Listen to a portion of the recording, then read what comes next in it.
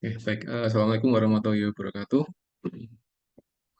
Assalamualaikum warahmatullahi Waalaikumsalam wabarakatuh. warahmatullahi Oke, wabarakatuh. selamat malam Bapak Ibu semuanya. Ini ketemu lagi, ya. Hari ini kita kejar tayang untuk dua materi. Tadi sore kita sudah belajar tentang konsep uncertainty, kemudian malam hari ini kita akan belajar tentang self management. Jadi ini tidak serumit yang tadi untuk materinya. Jadi ini materi yang mungkin Bapak Ibu semua pernah membaca konsepnya tentang self management, dan biasanya ini disandingkan atau dia dikaitkan dengan family management. Jadi di sebagian riset itu ada self and family management kayak gitu. Tapi ini saya akan kupas satu dulu dari self management dulu, kemudian nanti di pertemuan lain saya akan menyampaikan tentang family management di advanced medical surgical nursing Bapak Ibu semuanya. Oke.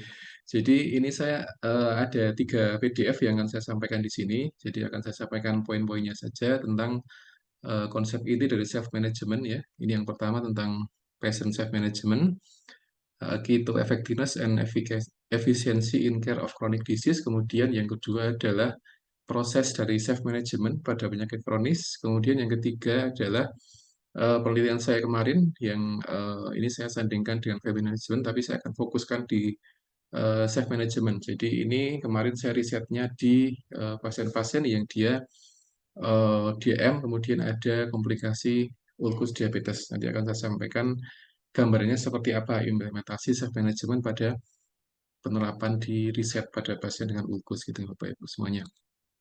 Baik, yang pertama, saya ingin sedikit mengupas tentang pasien self management. Jadi kalau kita ngomongin self management ini hampir eh, di beberapa konsep itu ada 3 istilah yang hampir mirip, Bapak Ibu. Jadi ada self management, ada self efficacy, ada self care, ya. Jadi ada 3 yang sering terbolak-balik kita memahaminya. Terkadang seperti itu. Jadi ada self management, ada self efficacy, dan ada self care kayak gitu, ya. Kalau self management dia berkaitan erat dengan eh, behavior. Jadi biasanya dia lebih luas untuk definisinya. Jadi behavior, kemudian psikologis, kemudian bagaimana pasien memanajemen penyakitnya sehingga dia akan mencapai satu titik outcome yang diharapkan oleh apa tenaga kesehatan. Itu self management. Jadi dia lebih luas cakupannya gitu. Jadi dia meliputi medication, kadang dia meliputi olahraga dan sebagainya, sehingga itu menjadi satu kesatuan utuh yang akan membawa pasien kepada arah kesembuhan seperti itu. Itu self management, ya. Tapi kalau self care itu berkaitan erat dengan kebutuhan sehari-hari pasiennya. Jadi misalkan makan, minum, toileting, kemudian kalau semuanya pernah belajar KDM itu semuanya mengarah ke self care kayak gitu. Jadi itu definisi dari self care, ya. Tapi kalau self efficacy adalah dia beda lagi. Dia berkaitan erat dengan keyakinan pasiennya dalam mentargetkan sesuatu hal ketika dia sedang dalam kondisi sakit seperti itu. Itu self efficacy. Jadi ada self management, ada self care, ada self efficacy, ya.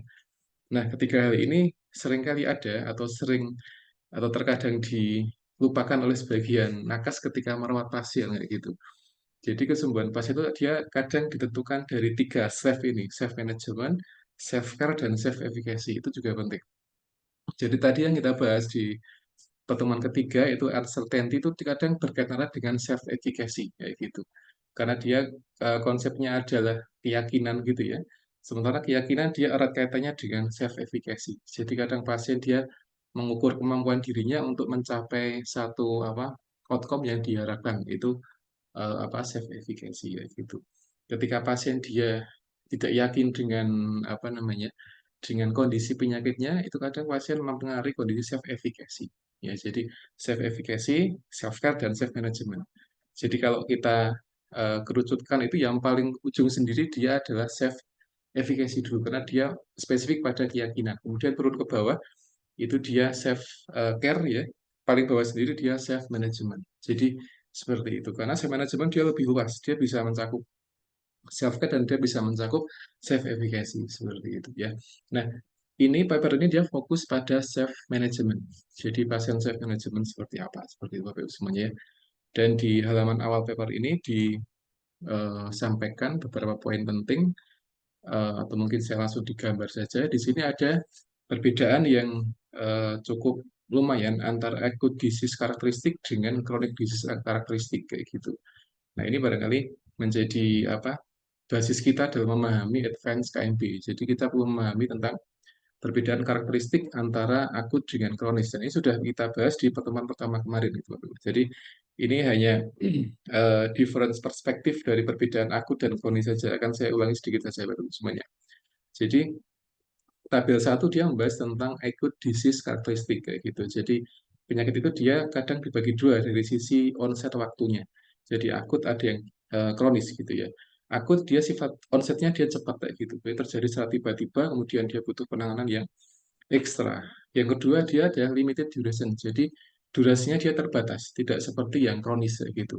Kronis dia tidak terbatas sampai bertahun-tahun bisa, berbulan-bulan juga bisa, tergantung dari kondisi penyakitnya gitu ya. Karena kalau akut itu dia terbatas. Jadi kalau orang sakitnya sebentar itu dikatakan akut gitu ya. Misalkan orang kena influenza, itu seminggu sembuh ya mungkin dia akut ya, gitu. Tapi kalau influenza kronis kok saya belum pernah dengar ya. Jadi flu itu realnya dia paling maksimal seminggu dia sembuh. Sehingga kalau orang flu-nya kok dia kronis mungkin ada sesuatu di imunitasnya seperti itu. Nah, ini kondisi yang pertama. Jadi durasinya dia terbatas, itu akut ya. Terbatas di sini dalam artian tidak ada batasan waktunya. Kadang dia sebulan, kadang dia 2 bulan dan sebagainya. Karena masing-masing penyakit dia punya konsep yang beda-beda terkait definisi akut dengan kronis yang sudah kita sampaikan di pertemuan pertama kemarin seperti itu Bapak Ibu semuanya. Nah, yang ketiga adalah usually single cause ya. Jadi biasanya ini aku tuh dia sebabnya hanya satu ya. Ini meskipun ada beberapa yang dia punya sebab yang multiple, tapi rata-rata dia sebabnya satu seperti itu ya. Ini pada akut. Sementara itu untuk yang kronis itu dia biasanya dia punya multivariate causation, jadi dia punya sebabnya lebih lebih banyak. Makanya dia menjadi kronis seperti itu. Karena penyakit kronis itu dia mungkin awalnya dia dari akut dulu, tapi ketika dia akut dia tidak ada intervensi yang komprehensif yang cukup, sehingga dia moving, dia berpindah dari akut menjadi kronis seperti itu, ya.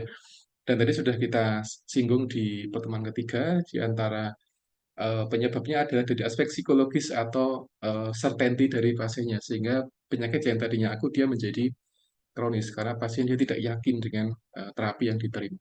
Karena dia tidak yakin, berarti ketika dia diedukasi, ketika dia diberikan advice gitu ya, dia akan reject, dia akan menolak gitu. Nah, itu dampaknya pada kondisi ini. Jadi yang harusnya dia sembuh dalam waktu yang singkat, tapi dia malah menjadi lama karena faktornya dari pasien sendiri. Ini baru kita lihat dari satu sisi, dari aspek pasiennya. Jadi belum dari aspek treatmentnya, belum dari aspek kolaborasi dan sebagainya. Jadi ini yang ketiga ya, gitu Bapak Ibu semuanya. Kemudian yang keempat adalah diagnosa dan juga prognosisnya dia biasanya akurat untuk akut.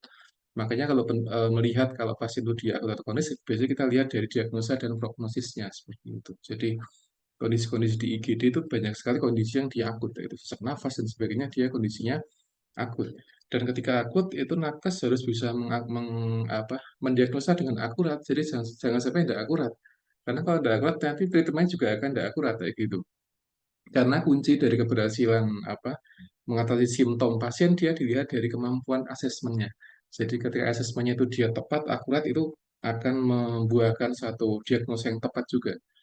Ketika tepat diagnosa itu akan kecil kemungkinan terjadinya kesalahan dalam memberikan intervensi. Sehingga kunci keberhasilan dari kita menangani pasien yang paling penting adalah ketepatan dalam mengkaji atau mendiagnosa seperti itu ya.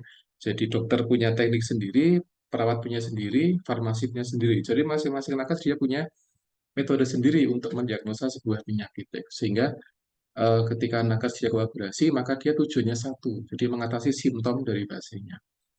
Ketika nakes itu dia punya peran kolaborasi yang bagus, dia akurat dalam mengkaji pasien di IGD misalkan, maka dia akan bisa mengatasi masalah pasien dengan tepat, sehingga itu bisa meminimalkan malpraktek atau kesalahan yang muncul dari ketidaktepatan mengkaji seperti itu maksudnya.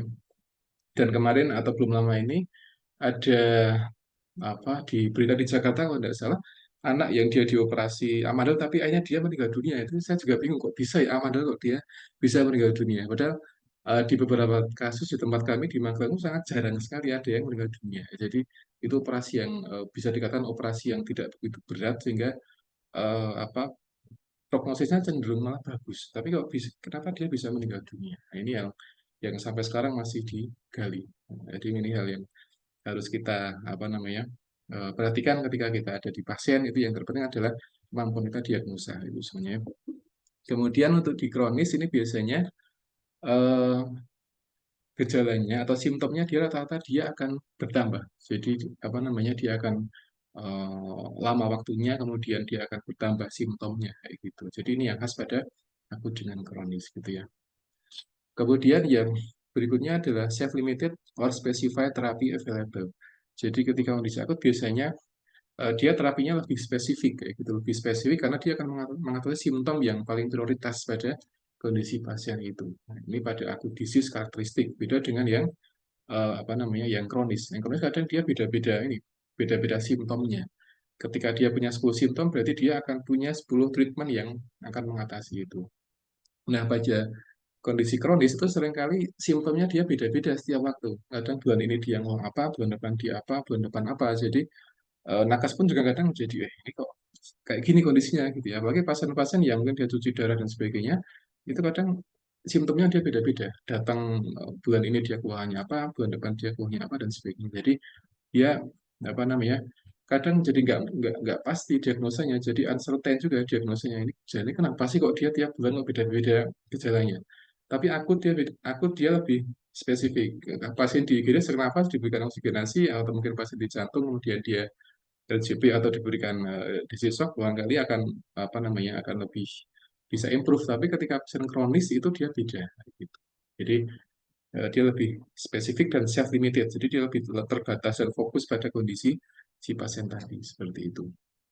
Kemudian yang berikutnya adalah technological intervention usually effective. Jadi biasanya ini yang menjadi poin penting adalah penegakan diagnosanya dengan menggunakan teknologi. Jadi misalkan dengan imaging, dengan radiologi, dengan bedah dan sebagainya, gitu ya. Sehingga di beberapa tempat itu hospital di IGD itu dia ada ruang operasinya kayak gitu. Jadi kadang ada dua ruang operasi di satu rumah sakit ya.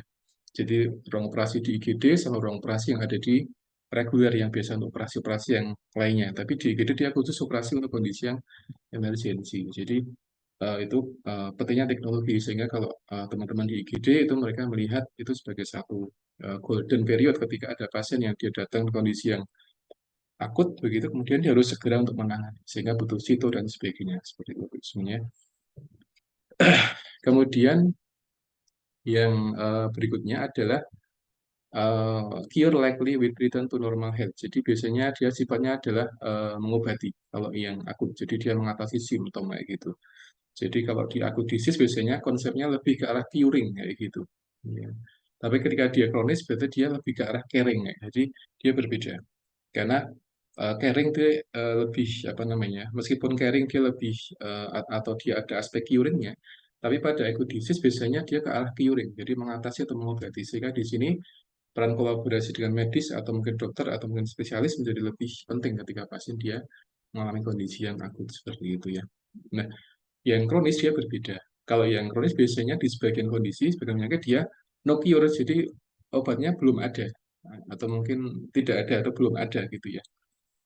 Jadi ketika belum ada berarti pasien memang harus disiapkan untuk overtime management. Jadi dia harus setiap waktu dia harus bisa manajemen diri tadi. Nah, makanya di sini pentingnya untuk self management. Makanya ketika kita merawat pasien dan dia itu pasiennya adalah pasien dengan penyakit kronis, maka hal yang terpenting adalah pasien bisa manajemen dirinya.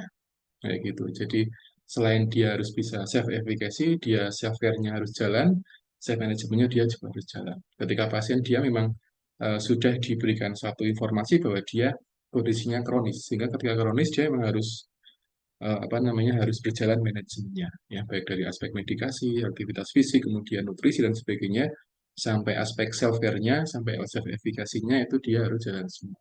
Gitu. Obat mungkin ada ya, tapi karena dia kronis berarti kan dia kondisinya dia berjalan terus penyakitnya. Mungkin sebulan, 2 bulan, 3 bulan, setahun, 2 tahun seperti itu. Sehingga di sini ketika kita mengmanajemen pasien, mengelola pasien dengan kondisi kronis ya berarti pasien disiapkan dengan self manajemennya. Nah, self management ini pas ketika kita terapkan pada pasien-pasien dengan kondisi yang apa yang kronis bukan yang akut karena akut dia lebih fokus pada curing-nya gitu Bapak Ibu semuanya ya. Kemudian yang berikutnya adalah pada kondisi akut ini dia minimal uncertainty. Nah, tadi sudah kita singgung ya, minimal uncertainty. Jadi pasien itu dia kadang eh, beda kondisi psikologisnya ketika dia mengalami kondisi akut. Jadi dia mungkin belum sampai tahap ke uncertainty ya gitu. Tapi ketika dia sudah ke fase kronis itu dia lebih lebih punya peluang banyak untuk terjadinya uncertainty tadi ya gitu. Makanya konsep tadi yang kita bahas tadi di pertemuan ketiga tadi memang sangat sangat penting karena tadi pasien-pasien yang dia ada di kondisi kronis itu memang sering mengeluh seperti itu. Jadi kalau Bapak Ibu semuanya mengelola prolanis atau mungkin di masyarakat ada pasien lansia begitu kadang mereka cerita dan kalau kita dengarkan mereka kadang oh ini pasien tidak yakin dengan penyakitnya dia tidak yakin dengan terapi yang diberikan sehingga ketika pasien dia tidak yakin dengan terapi yang sudah diberikan dari puskesmas misalkan, itu kadang mereka beralih terapinya menjadi terapi yang herbal atau terapi-terapi yang alternatif lain yang mungkin kadang kita masih tanda tanya dengan efek samping yang ada pada obatnya, obat eh, tambahan tadi seperti itu ya. Makanya ketika pengelolaan pasien kronis itu terkadang kompleks ketika pasien dia ada unsur uncertainty-nya seperti itu. Nah, ketika dia tidak yakin dengan treatment, ya nanti akan lebih ini. Kita butuh banyak pendekatan ya, baik dengan pendekatan dengan apa namanya nakes atau mungkin dengan keluarganya atau mungkin dengan yang lainnya, sehingga itu akan menimbulkan pengaruh pada pasien tadi ya, gitu ya. Kemudian yang eh, terakhir adalah ini berkaitan dengan profession knowledgeable. Jadi dia bisa dikenali dengan atau mungkin dia bisa dititipkan dengan beberapa profesi yang memang dia bergelut di bidangnya seperti itu. Jadi misalkan dokter anestesi atau dokter bedah yang memang dia sudah terbiasa dengan kondisi-kondisi yang emergensi yang butuh ditangani segera itu dia akan lebih apa namanya bisa mengenali gitu ya dari tanda gejala yang ada pada si pasien tadi seperti itu ya. Nah, begitu juga di chronic disease pun juga kurang lebih sama seperti itu. Jadi semua profesi dia memang hampir apa namanya eh, hampir bisa menangani, tapi kadang tidak semuanya dia bisa tahu kondisi utuh pasiennya ketika pasien dalam kondisi yang kronis ya gitu. Kalau akut mungkin bisa dikenali, oh pasien dia sesak nafas, oh pasien dia kecelakaan dan sebagainya, dia masih mungkin bisa dikenali dengan mudah ya gitu. Tapi ketika kronis itu dia beda. Kenapa beda? Karena pasien itu kadang simptomnya beda-beda, sehingga kadang dia butuh dirujuk ke apa kesehatan jiwa, kadang dia ke psikolog dan sebagainya, karena dia kadang setiap bulan dia punya progres yang beda-beda. Ketika pasien dia progresnya itu bagus setiap bulan, setiap waktu, maka dia biasanya simptomnya akan pelan-pelan akan berkurang kayak gitu. Tapi ketika pasien dia semakin bertambah harinya kok dia semakin banyak simptomnya, dia kok semakin banyak keluhannya, dia semakin tidak yakin dengan treatmentnya, berarti ya dia akan nanti akan beda beda apa namanya beda pendekatan gitu ya. Kadang tidak cukup dengan dokter satu saja, kadang dia butuh dokter yang macam-macam seperti itu. Kadang sekarang di penyakit dalam, bulan depan dipindah ke dokter saraf, dan bulan depan lagi pindah ke mana. Jadi kadang seperti itu ketika pasien dia kondisinya kronis seperti itu. Tapi akut dia beda, akut dia lebih spesifik satu titik kemudian selesai simptomnya dia selesai kayak gitu. Tapi kronis dia beda dan masing-masing pasien dia juga punya karakter apa namanya karakternya beda-beda sifatnya kayak gitu. Ketika pasien dia karakternya ada karakter yang nurut ya nurut begitu dia akan mudah kita edukasi. Tapi ketika pasien dia punya karakter yang terlalu kritis dan pasien dia apa namanya eh, apa lebih banyak berdebat dengan nakes yang ada di bangsal begitu, ya dia akan lebih butuh tantangan untuk menangani si pasien tadi ya dengan edukasi tadi ya. Kadang kita butuh edukasi, butuh keluarga, sehingga keluarga harus bisa kita kondisikan ya dengan apa lingkungan pasien di rumah, dan sehingga ketika di rumah kondisi dia sudah pulang dari rumah sakit itu dia self management juga harus jalannya gitu, sehingga makanya seringkali self management dia disandingkan dengan family management nah, gitu. Tapi sekarang akan saya fokuskan di self management dulu baru semuanya. Jadi itu perbedaan tambahan ya dari akut dan kronis dulu di pertemuan pertama sudah kita sampaikan gambarannya. Kemudian ini di paper lain ada beberapa perbedaan yang mengarah di karakteristik antara akut dengan kronis gitu ya. Dan terkait waktu ini memang tidak ada batasan yang jelas berapa lama dikatakan akut, tapi itu melihat dari konsep di masing-masing apa namanya penyakitnya. Kadang ada yang sebulan, kadang ada yang 4 bulan dan sebagainya dikatakan akut gitu ya. Jadi melihat dari apa progres penyakitnya gitu. Seperti itu Bapak Ibu semuanya. Nah, kemudian ini yang saya tanda hijau ini Bapak Ibu. Jadi the patient should be an active partner applying his or her knowledge continuously on the care process. Jadi ketika pasien itu dia akan memaksimalkan proses manajemen, berarti dia harus menjadi pasien yang aktif kayak gitu, partner yang aktif kayak gitu. Jadi yang aktif tidak hanya dari nakesnya saja, tapi pasien dia juga harus aktif untuk memaksimalkan self management. Sebagian pasien dia pasif ya, pasif. Jadi kalau tidak kita tanya dia tidak cerita. Nah, tapi ada sebagian pasien yang dia sangat kooperatif ketika kita ke bangsa cerita itu dia akan respon dengan bagus, kemudian dia akan cerita, kemudian dia tanya kira-kira salahnya apa, kondisi seperti dan sebagainya itu akan menjadi maksimal self managementnya. Ya, jadi ini merupakan satu kunci dari self management yaitu adalah apa namanya pasiennya dia aktif jadi aktif partner jadi dia menjadi partner yang aktif bagi tenaga kesehatan ketika dia ada di perawatan atau ketika dia ada di hospital atau ada di apa namanya komunitas jadi dia menjadi partner yang aktif kayak gitu jadi dia bisa menyampaikan keluhannya kemudian dia bisa bercerita kalau dia misalkan mengambil keputusan kira-kira misalkan dia membeli obat herbal apa kemudian dia cerita ke nakes kira-kira ini boleh nggak sih ini efeknya apa sih gitu jadi dia akan aktif ke apa menjadi satu rekan kerja gitu rekan kerja perawatnya tapi dia akan menjadi satu konsultan bagi si pasien tadi seperti itu jadi dia akan lebih banyak berapa aktif dengan nakes. Dia menggunakan semua pengetahuan, kemudian mengintegrasikannya pada proses keperawatan. Nah, ini akan berhasil ketika tadi pasiennya dia aktif seperti itu. Ya. Kemudian yang berikutnya ini saya tandai juga, jadi pasien yang dia tidak punya pengalaman uh, in this new role, jadi ketika dia sakit dalam kondisi yang belum pernah pasien alami sebelumnya, seperti itu, dia harus belajar bagaimana menjadi satu efektif partisipan, jadi satu pasien-pasien yang dia aktif seperti itu. Nah, ini akan sangat bagus ketika Bapak Ibu semuanya mengelola pasien yang ada di apa masyarakat di posyandu itu ada kumpulan setiap berapa minggu sekali gitu ya. Itu bisa menjadi satu media bagaimana mengaktifkan atau menjadikan mereka para pasien yang ada di posyandu menjadi satu partner yang aktif seperti itu ya. Kita butuh menstimulasi biar mereka tuh aktif seperti itu. Ya.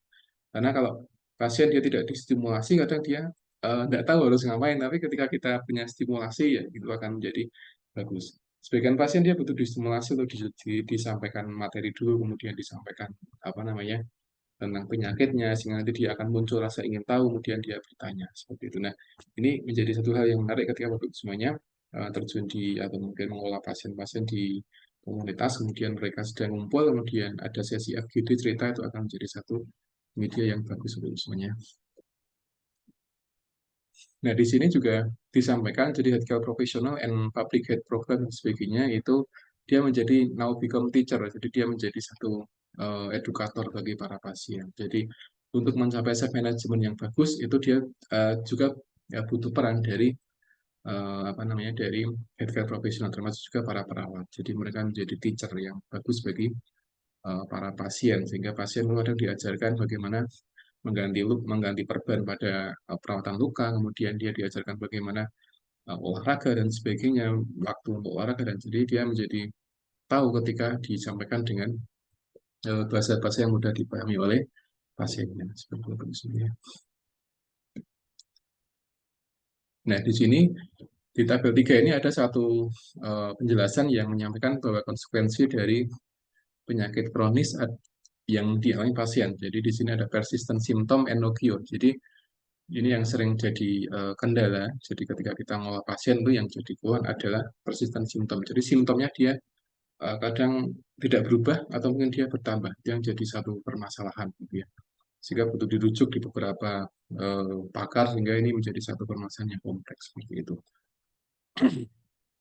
Yang kedua adalah continuous medication use. Jadi pengobatannya dia menjadi satu continuous karena dia kronis. Kalau akut dia berbeda. Akut ketika simptomnya dia hilang, berarti dia sudah berhenti. Tapi ketika kronis, berarti dia akan terus ini ya, akan terus apa namanya digunakan medikasinya. Entah itu semakin banyak jenis obatnya, atau mungkin dia satu obat tapi dia akan digunakan terus dan sebagainya. Jadi tergantung dari simptom yang dialami pasien. Ketika semakin banyak simptomnya, berarti nanti semakin banyak juga medikasi yang diberikan. Jadi medikasi tidak satu identik dengan obat yang tadi sudah kita sampaikan di pertemuan kedua. Jadi ada medication adherence, jadi kepatuhan terhadap medikasi. Jadi itu lebih luas cakupannya, tidak selalu dengan pengobatan yang dia sifatnya kimia. Jadi kadang terapi-terapi dalam bentuk edukasi itu bagian dari medikasi sehingga pasien harus dipahamkan dengan itu.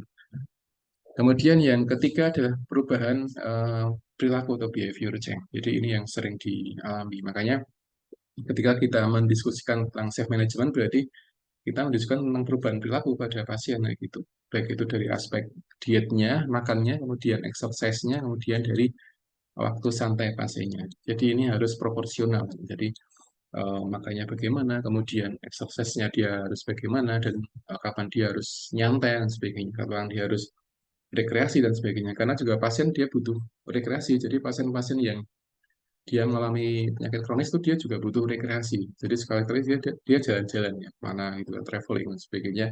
Itu untuk menumbuhkan apa ya, eh, rasa ini ya, rasa apa namanya, semangat untuk sembuh seperti itu. Kadang ketika di jalan-jalan di lokasi tempat tujuan wisata, ada FGD, kemudian cerita-cerita macam-macam itu kan sangat bagus bagi pasien kayak gitu ya.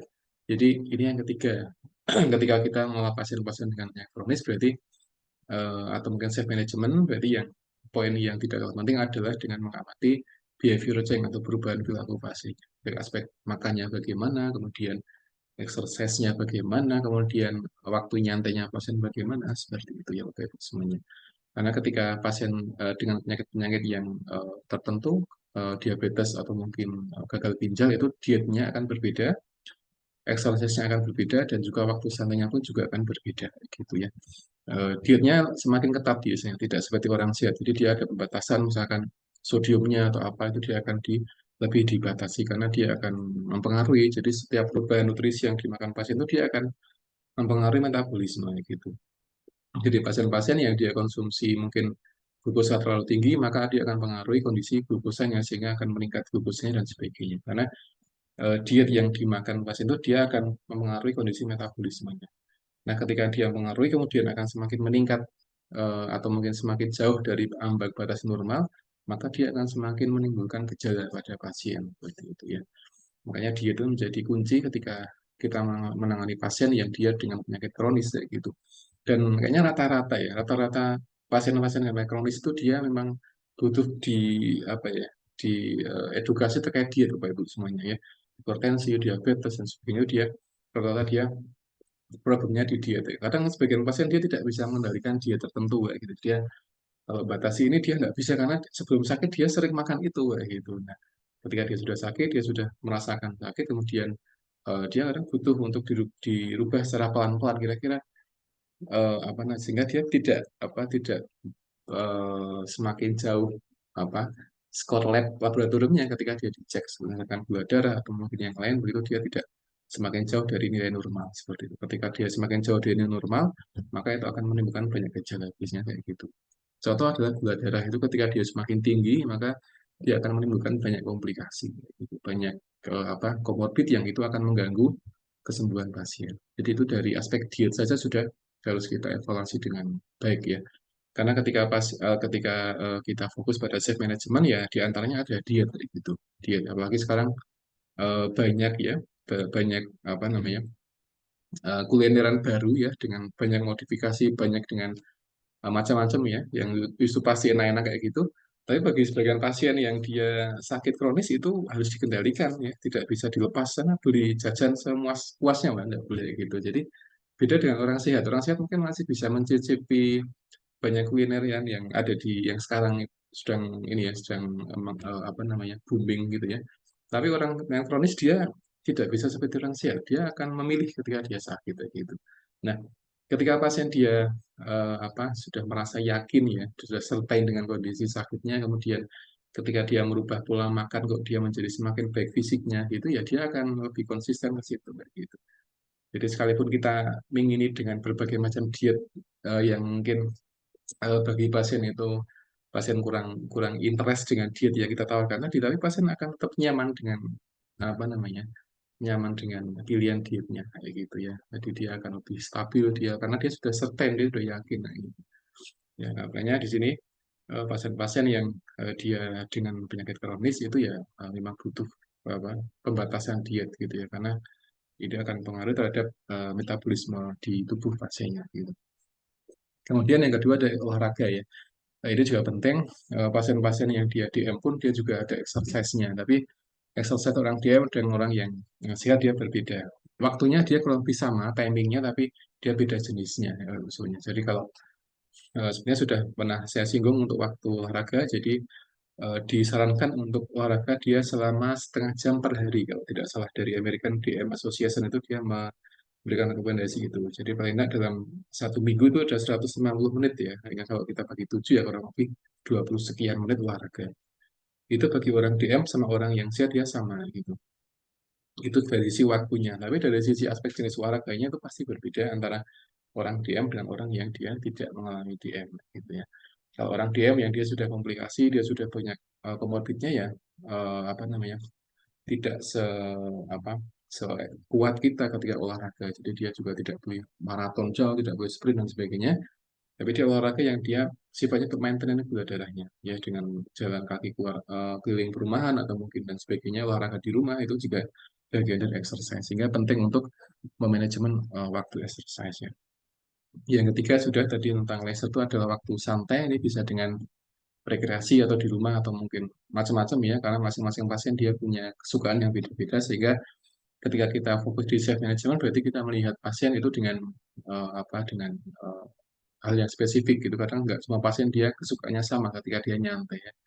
Ada yang senang nonton TV di rumah, ada yang senang mancing dan sebagainya macam-macam. Jadi kadang pasien ada ketika dia sakit itu dia bisa terdistraksi sakitnya ketika dia mancing. Jadi harus ke pemancingan gitu ya, di pemancingan kemudian keluarganya ikut nungguin di sana. Kadang setengah hari dia main duduk mancing dapat juga enggak, tapi kadang senang gitu. Jadi yang penting pasien kuncinya senang. Ketika pasien senang itu dia sudah apa simptom itu sudah entah kemana, sudah apa namanya setengah lupa gitu ya. Tapi ketika di rumah dia nganggur nggak ngapa-ngapain ya, jadi ingat lagi, jadi pikiran, kadang keluhan yang muncul dan sebagainya. Sehingga ini penting antara pleasure ya gitu. Jadi sekali-kali diajak hobinya apa gitu ya, diajak apa disempatkan untuk diarahkan ke sana gitu. Selama itu positif enggak masalah ya. Kemudian yang keempat adalah perubahan sosial. Ini juga penting dan pekerjaan ya. Kalau pasien-pasien yang dia memang sakit kronis, kemudian dia memang kita ingin mengarahkan self management, berarti kita melihat dari aspek sosialnya, kemudian pekerjaannya gitu ya. Sebagian pasien itu dia kena diabetes kronis, tapi dia belum banyak komplikasi dan dia juga menjadi pekerja kantoran ya. Jadi dia di kantor kemudian dia interaksi dengan teman-temannya itu harapannya bisa mendistraksikan keluhan-keluhan yang sering muncul seperti itu ya. Kadang dia bawa insulin ke kantor kayak gitu, kadang dia kalau di kantor ya dia membawa makanan yang sudah sanggup dari rumah, dia tidak perlu jajan kayak gitu, sehingga kalau dari rumah biasanya dia sudah menakar kira-kira kebutuhannya dia seberapa ya, tidak banyak tidak sedikit tapi dia cukup untuk menghilangkan rasa lapar kayak gitu. Itu yang sering ada pada sebagian pasien. Kalau pasien-pasien yang dia dengan yang kronis itu ya biasanya tidak banyak jajan biasanya, tapi dia ketika yang sadar seperti itu, tapi yang bagi pasien-pasien yang mungkin masih fase apa transisi ya ke adaptasi kayak gitu, dia kadang masih sering jajan di luar. Ya, ketika jajan di luar, kadang dia tidak mengendalikan apa yang dimakan ya gitu, sehingga nanti malah muncul gejala-gejala tertentu. Tapi pasien-pasien tertentu yang dia sudah bagus sadar, sudah bisa adaptasi ya gitu, sudah bagus untuk self efficacy-nya, sudah bagus self manajemennya, dia biasanya di rumah sudah bawa sendiri, bawa sangu kayak gitu ya, bawa sangu, kemudian macam-macam ada karbohidrat, ada protein macam-macam, sehingga di kantor ketika isoma dia makan dan sebagainya, itu bisa mengembalikan metabolisme fisik pasiennya gitu kayak itu semuanya. Kemudian yang kelima adalah emotional distress. Jadi ini tadi sudah kita sampaikan. Jadi ketika pasien itu dia ada penyakit kronis, biasanya tadi emosinya dia tidak akan sama dengan orang yang penyakitnya dia akut ya. Karena kalau akut dia lebih cenderung stabil ketika dia sudah hilang simptomnya. Tapi kronis dia beda. Kronis itu dia akan lebih banyak keluhan, biasanya akan banyak keluhan, kemudian dia juga nanti akan mengeluarkan berbagai macam hal ya dari fisik atau psikologisnya, sehingga nanti akan berdampak pada emosional distressnya. Sehingga di sini pasien kadang butuh teman cerita di rumah Pak Ibu semuanya. Jadi ketika kita fokus di self management, berarti pasien itu nanti di rumah juga paling tidak ada tempat untuk cerita gitu ya, tempat untuk mencurahkan isi hati pasiennya, dia keluhannya apa, apakah dia bertambah simptomnya atau dia menjadi sensitif atau apa, tuh dia paling tidak di rumah ada wadah untuk mencurahkan isi hati ya gitu. Jadi ada apa, teman untuk ngobrol di rumah. Ini penting karena itu juga menjadi apa namanya, kunci untuk menjaga simptom ya gitu. Kalau memang tidak terkontrol simptomnya karena pasien mungkin sering memendam sesuatu, itu akan menjadi kurang bagus gitu ya, untuk semuanya ya.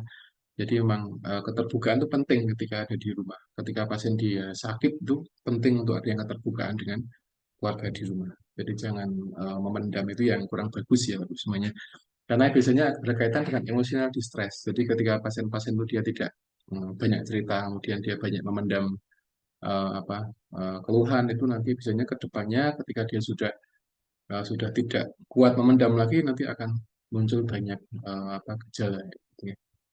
Itu yang sering ada di apa tempat kami seperti itu. Jadi pasien-pasien yang memang karakteristiknya tidak banyak cerita, kemudian lebih tertutup, itu biasanya akan lebih punya banyak gejala yang ekstra ketika dia sudah dapat pada titik ambang batas toleransi seperti itu. Kemudian yang berikutnya adalah responsibility to interpret effect of the disease and treatment. Jadi bertanggung jawab terhadap apa efek dari penyakit dan juga treatmentnya kayak gitu. Jadi misalkan ketika pasien dia dapat terapi, ya berarti dia harus melihat ini ya apa outcome terapinya, penyakitnya, kemudian komplikasinya apa, kemudian dia efek treatmentnya seperti apa, sehingga pasien dia harus memunculkan rasa tanggung jawab gitu ya dengan sakitnya sendiri gitu. Jadi dia harus ada muncul self care tadi, dia harus self management dan self efficacy ya gitu ya. Beberapa orang yang dia kemampuan self manajemennya dia kurang, agak sedikit kurang begitu, itu nanti ngaruhnya di self care-nya akan berkurang, efikasinya akan berkurang seperti itu. Tapi ketika self manajemennya dia bagus ya, positif, dan dia tinggi skornya gitu, nanti self care-nya akan meningkat, efikasinya akan meningkat. Jadi tiga hal tadi antara self management, self care, dan efikasi itu dia kadang berbanding lurus semuanya. Ketika satu turun, nanti biasanya yang lain ikut-ikutan turun ya, gitu ya. Ketika saya manajemennya dia bagus, dia bisa manajemen aktivitas sehari-hari, dia bisa apa namanya, manajemen medikasi atau yang lain, itu nanti self care-nya akan ikut-ikutan bagus. Plus kalau pasien tidak ada uncertainty tadi, itu akan semakin bagus. Sehingga sekalipun dia kondisinya sakit kronis, itu bagi dia sudah nggak masalah karena dia sudah bisa adaptasi tadi. Ya, tapi itu tidak semua pasien seperti itu ya. Sebagian pasien dia sudah bisa hampir mencapai adaptasi, tapi dia turun lagi, ngedrop lagi fisiknya, sehingga dia harus berjuang lagi dan sebagainya, sehingga itu menjadi satu tantangan bagi pasien untuk menuju self management yang optimal.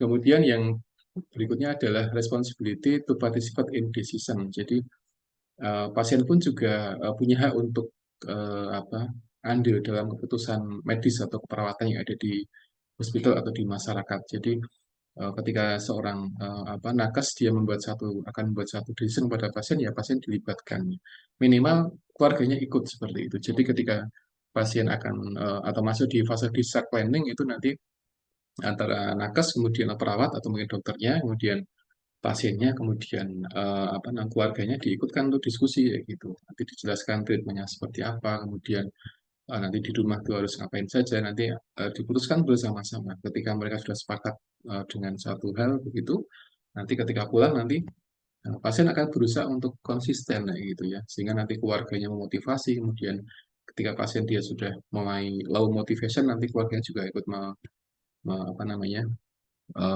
meningkatkan motivasi tadi, sehingga ketika pasien diajak untuk berpartisipasi dalam sebuah decision, yaitu akan meningkatkan rasa certain pasiennya gitu ya. Jadi pasien akan semakin yakin kalau dia juga punya hak untuk memutuskan kondisi simptomnya, dia harus ngapain seperti itu. Sehingga ada diskusi antara nakes dengan pasiennya gitu ya. Ini yang berikutnya, participation in decision about medical management, ini kurang lebih sama dengan yang sebelumnya Bapak Ibu semuanya. Kemudian di sini tabel 4 menyampaikan tentang responsibilities of the patient in the presence of chronic disease. Ini juga masuk bagian dari self management. Jadi ketika pasien itu dia, atau mungkin ketika kita membahas self management, berarti kita membahas salah satu aspek tanggung jawab dari pasien ketika dia ada di apa, penyakit kronis ya, gitu. Jadi yang pertama adalah menggunakan pengobatan secara tepat. Jadi medikasi tadi yang sudah sering kita sampaikan, jadi tidak identik dengan obat, tapi bisa dengan terapi macam olahraga, kemudian advice itu sebagian dari medikasi, sehingga ketika pasien dia apa di fase kronis ya gitu, kemudian dia akan kita maksimalkan self manajemennya, berarti diantaranya adalah kita kenalkan pasien dengan responsibility-nya. Yang pertama adalah dengan mentaati ya pengobatan yang sudah disampaikan oleh tenaga kesehatan itu. Kemudian yang kedua adalah merubah perilaku untuk memperbaiki simptom atau mungkin mengurangi progres penyakit kayak gitu. Jadi perilaku juga penting. Tadi sudah kita sampaikan ada diet, ada exercise, ada leisure time kayak gitu. Jadi ada tiga hal yang mungkin harus diperhatikan bagi pasien. Nah, ini juga menjadi hal yang tantangan bagi keluarga pasien. Makanya ada konsep family management itu juga penting kayak gitu. Jadi self management untuk pasien, family untuk caregiver itu sendiri gitu ya. Makanya ketika pasien dia di rumah, kemudian dia pulang di rumah itu memang butuh perubahan perilaku kayak gitu ya, merubah perilaku pasiennya gitu ya. Kemudian yang ketiga adalah adjusting to social and economic consequence ya gitu. Jadi pasien harus tetap dilibatkan dalam aktivitas sosial. Kemudian dari aspek ekonomi ketika pasien dia sakit, misalkan dia apakah dengan asuransi atau dengan apa umum ketika dia harus berobat ke rumah sakit. Itu yang hal juga penting dikenalkan oleh tenaga kesehatan ya. Jadi ini responsibility-nya. Jadi masing-masing kondisi penyakit baik itu akut atau kronis itu masing-masing punya responsibility. Jadi kalau yang kronis seperti ini untuk responsibility-nya ya.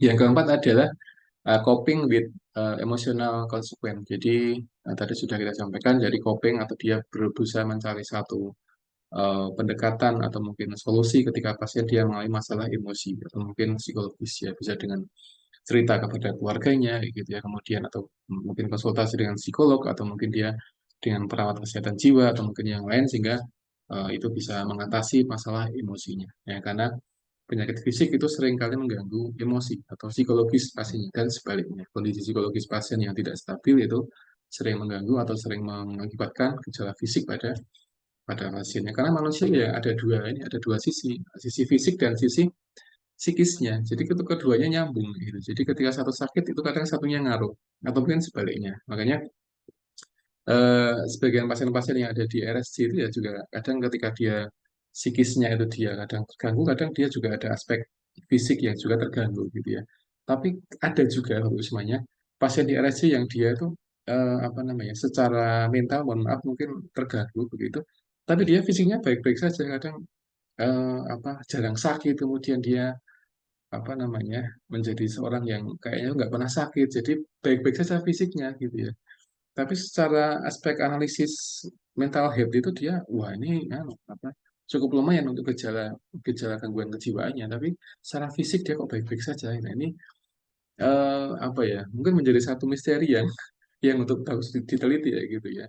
Bahkan kalau kita lihat di sebagian jalan, pinggir jalan itu ada sebagian orang yang mohon maaf dia secara fisik, secara psikis mungkin dia ada sedikit ya, butuh perhatian ekstra untuk psikisnya, tapi fisiknya baik-baik saja. Kadang dia tidur di jalan, tidur di lapangan, tapi kondisi yang panas, hujan tuh dia kadang baik-baik saja. Kadang ya nggak masuk angin, nggak batuk, nggak apa, tapi kok bisa gitu ya. Nah ini kadang di tempat kita tuh muncul pertanyaan seperti itu ya.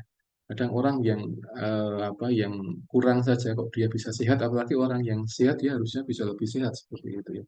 Jadi orang yang ada di pinggir jalan yang dia sakit, yang secara psikologis mungkin dia butuh perhatian ekstra, tapi fisiknya kok sehat ya, kok jarang sakit, kok jarang apa gitu ya. Saya juga kadang menemukan yang seperti itu. Kadang dia di pinggir jalan atau di sebagian tempat di sekitar kami juga ada sebagian orang yang dia memang apa senangnya ngorek-ngorek sampah gitu ya, di tong sampah dia nyari kemudian tidur di sebelah sampah gitu. Tapi kok sehat, kok baik-baik saja gitu. Gemuk juga nggak wah sehat gitu ya. Jadi saya berpikir harusnya orang yang sehat pun juga harus bisa lebih sehat kayak gitu karena mereka pun yang apa namanya ada satu kekurangan di mentalnya dia bisa malah nggak sakit gitu loh ya. Nah ini yang sering ada satu persepsi di masyarakat seperti itu sehingga apa kondisi mereka yang kurang itu menjadi apa ya dari introspeksi bagi bagian masyarakat kayak gitu loh. Nah berarti kita harus bisa lebih sehat ya yang menjaga kesehatan kayak gitu Pak ya. Kemudian yang kelima adalah interpreting ya, yang reporting, menginterpretasi dan melaporkan simptom secara akurat ya, ini yang terpenting ya. Jadi ketika pasien itu dia masuk di fase kronis, itu dia apa namanya, memang harus bisa menginterpretasikan kira-kira dia sakitnya simptomnya seperti apa. Jadi dan melaporkan juga. Kadang interpreting ketika tidak dilaporkan ke orang yang kompeten itu kadang malah menjadi salah interpretasinya. Sehingga kalau pasien-pasien yang dia di penyakit kronis itu yang harus diedukasi betul ketika misalkan ketika Bapak Ibu pasien itu dia melakukan sesuatu ya harus dilaporkan kepada tenaga kesehatan, jangan diinterpretasikan sendiri kemudian diobati sendiri, itu yang kadang menjadi kurang pas gitu ya. Nah, sebagian pasien itu dia seperti itu, jadi dia penyakit kronis kemudian dia diobati sendiri dan simptomnya dia hilang, kemudian bulan depan dia simptomnya muncul lagi, kemudian diobati sendiri, kemudian hilang. Dan ketika terus seperti itu seringkali malah muncul gejala baru yang justru lebih berat dari kondisi yang pertama tadi. Karena tidak direporting kepada, tidak dilaporkan kepada ini tenaga kesehatan yang memang mengelola pasien tadi seperti itu. Nah, ini juga poin yang cukup penting. Ya, kalau kita merawat pasien dengan penyakit kronis itu yang terpenting adalah pasien harus ini harus apa reporting dengan simptomnya gitu, dilaporkan, disampaikan sehingga nanti ada satu apa namanya satu masukan kepada pasien kalau memang itu harus diatasi dengan cara yang seperti ini. Jadi masing-masing simptom dia punya pendekatan yang beda-beda. Makanya harus disampaikan. Kadang hipertensi, kadang asma, kadang diabetes, macam-macam, atau PPOK, atau mungkin penyakit artritis itu juga harus disampaikan kepada tenaga kesehatan. Sehingga dia tahu kira-kira keluhannya apa dan harus diapakan. Dia paham. Gitu ya. Nah, sebagian pasien dia ketika dia ada simptom dia browsing di Google atau lihat di YouTube gitu kan. Kadang tidak utuh lihatnya, kadang baru separuh-separuh, kemudian di stop, kemudian di skip, kemudian dia beli ke apotek, beli obat, tapi obatnya malah nggak tepat. Itu yang kadang jadi masalah gitu ya, harus diedukasi. Makanya mereka yang apa namanya sakit kronis itu memang butuh ada satu pertemuan yang kayak di posyandu apa itu penting sekali untuk menyamakan persepsi ketika ada gejala tertentu ini harusnya seperti ini, itu juga penting kayak gitu. Kemudian pentingnya melaporkan kepada pasien, kepada tenaga kesehatan yang kompeten, misalkan ketika dia ke poliklinik atau ketika ada perawat praktek di sekitar rumahnya atau di bidan atau di dokter praktek atau di apa namanya klinik praktek itu yang harus disampaikan ke sana. Gitu ya, Bapak Ibu semuanya. Dan sebagian pasien itu dia ini Bapak Ibu apa cocok-cocokan ketika periksa. Jadi mungkin di sebuah tempat, di sebuah desa atau sebuah lokasi gitu ada beberapa tempat praktek, entah itu dokter atau mungkin perawat itu. Karena sebagian pasien dia berobat di tempat A dia nggak cocok, nggak cocok kemudian dia pindah tempat B, dia di sana dia cocok. Padahal ya keluhannya ya kurang lebih sama, tapi ya namanya aja pasien ya kadang dia apa namanya beda-beda persepsi sehingga itu yang menjadi satu problem tertentu. Kadang cocok-cocokan kata pasien seperti itu. Kalau di sana kok saya nggak cocok, saya nggak cocok. Nah, jadi apakah memang dari ke pasien yang menyampaikan simptomnya itu kurang spesifik sehingga diberikan obat yang kurang spesifik juga? Tapi ketika dia pasiennya itu dia ada di tempat praktek yang lain itu dia menyampaikan dengan spesifik sehingga terapinya spesifik sehingga mengatasi simptomnya itu masih saya nggak tahu karena itu informasi dari pasien saya nggak cocok di sana dan sebagainya. Jadi itu yang apa sering kita temukan di lapangan gitu ya Pak Kusme. Nah, ini responsibility dari pasien-pasien ketika dia ada di penyakit kronis ya. Jadi ada yang pertama menggunakan medikasi, kemudian perilaku sosial, kemudian coping emosional, kemudian interpreting dan reporting simptom dengan tepat ya. Akurat dengan tepat sehingga harus disampaikan dengan tepat seperti itu Bapak Ibu semuanya. Nah, kemudian yang berikutnya tabel 5 menyampaikan tentang what do patient want. Apa sih yang pasien inginkan seperti itu. Nah, kalau yang ke tabel 4 menyampaikan tentang respons tanggung jawabnya, yang kelima adalah apa sih yang pasien inginkan ketika dia dalam kondisi kronis. Ketika pasien dalam fase safe management, maka apa sih yang diinginkan oleh si pasien tadi, seperti itu. Yang pertama ada 6 ya Bapak, ada 6 poin yang diinginkan pasien. Yang pertama akses kepada informasi itu penting ya. Jadi semua akses informasi jadi disampaikan apa sih yang itu penting bagi pasien, dia diagnosa, implikasinya, kemudian treatment yang ada, kemudian apa sih komplikasinya, kemudian atau efek samping gitu ya, kemudian impact pada kondisi pasien di masa depan, itu akses itu pentingnya. Yang kedua adalah continuity of care and ready to access it. Jadi ketika pasien dia pulang dari rumah sakit itu paling tidak ada satu tempat yang dijadikan sebagai konsultasi ketika dia ada keluhan, entah itu di puskesmas atau di tempat yang lainnya seperti itu ya. Yang ketiga adalah coordination of care. Jadi ini ada semacam koordinasi ya berkaitan dengan layanan kesehatan baik itu antara perawat dengan dokter atau mungkin dengan spesialis, itu dia memang ada apa namanya, ada satu koordinasi sehingga ketika pasien melakukan sesuatu X misalkan, kemudian dokter A tidak bisa menangani, maka kadang dirujuk ke spesialis sehingga dia tertangani di spesialis seperti itu ya. Kemudian yang kelima, infrastruktur improvement. Jadi ini juga penting. Jadi misalkan penjadwalan ketika di poli, kemudian waktu tunggu, kemudian apa mungkin billing ya, tagihan, kemudian promker atau perawatan yang apa namanya, yang cepat gitu, yang apa yang menjadi perhatian di pasien. Gitu. Jadi pasien kadang menginginkan jadwal yang jelas, kemudian waktu tunggu yang tidak terlalu lama, kemudian apa tagihan-tagihan yang mungkin tidak begitu mahal, kemudian perawatan yang cepat, itu yang kadang diinginkan oleh pasien gitu, itu semuanya.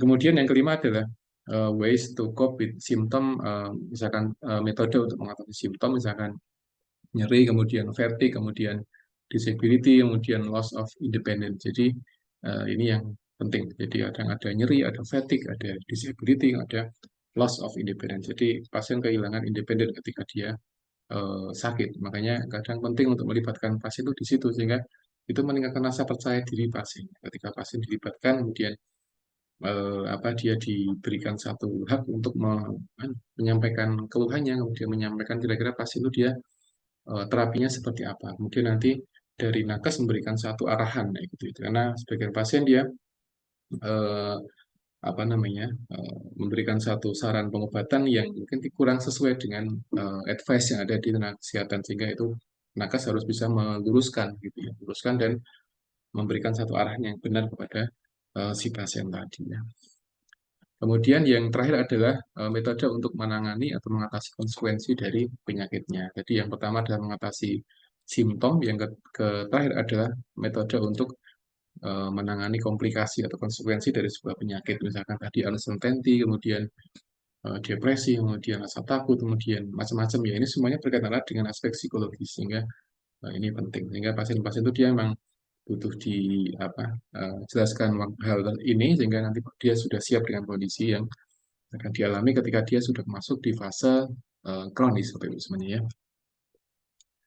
Baik, saya izin untuk langsung saja melompat di paper kedua Bapak Ibu semuanya. Ini proses self management in chronic illness. Ini kurang lebih ada tiga, intinya ada tiga ya Bapak Ibu semuanya. Jadi eh, ini paper tahun berapa ya? 2012 ya, 2012, dan menyampaikan konsep dari self management. Jadi ada tiga poin yang disampaikan secara kesimpulan. Yang pertama adalah focusing on illness, jadi fokus pada kebutuhan penyakitnya itu apa saja. Karena masing-masing penyakit itu dia beda-beda need-nya, jadi kebutuhannya dia beda-beda. Sehingga kalau kita ingin fokus pada self management, berarti menurut paper ini ada tiga poin. Jadi yang pertama fokus pada kebutuhan penyakit, yang kedua ada activating resources, yang ketiga ada living with chronic illness. Jadi ketika pasien dia sudah adaptasi, maka dia siap untuk living with chronic illness. Jadi dia harus hidup dengan penyakitnya itu selama beberapa waktu ke depan. Dia harus adaptasi dan sebagainya. Nah, tiga poin ini sudah ada, ini Bapak Ibu, sudah ada deskripsinya. Di sini ada tabel yang menyampaikan tentang deskripsi kira-kira apa saja sih apa namanya poin-poin yang ada di masing-masing komponen di self management. Jadi di sini ada focusing on illness, itu di sini ada macam-macam ya, misalkan dengan apa mencari informasi dan sebagainya. Ini banyak sudah saya sampaikan sebagainya. Jadi ini secara garis besar saja. Kemudian ini ada activating resources, ini juga apa namanya juga sudah saya sampaikan sebagian. Di antaranya adalah finding the right provider, jadi menemukan satu tempat kesehatan yang pas bagi pasien tadi ya. Jadi kadang pasien itu ketika dia bilang cocok-cocokan tuh ya mungkin ada benarnya juga, mungkin ada benarnya karena dia berusaha untuk finding the right provider. Jadi dia berusaha untuk menemukan satu layanan yang cocok buat si pasien tadi. Tapi ya tadi ya, pasien ya pasien. Kadang-kadang dia cerita sesuatu yang kadang kadang nggak kurang pas, kadang macam-macam sehingga kadang dia wah saya nggak cocok nih di sana, saya cocoknya di sini dan macam-macam gitu. Itu ya hak pasien untuk memilih mana sih yang pas untuk untuk keluhan dia gitu ya Bapak Ibu semuanya. Jadi tadi yang pertama adalah focusing on illness, jadi fokus pada kebutuhan sakitnya itu. Nah, di sini ada beberapa task atau beberapa penugasan yang ada yang bagi pasien gitu ya Bapak Ibu semuanya. Macam-macam. Kemudian yang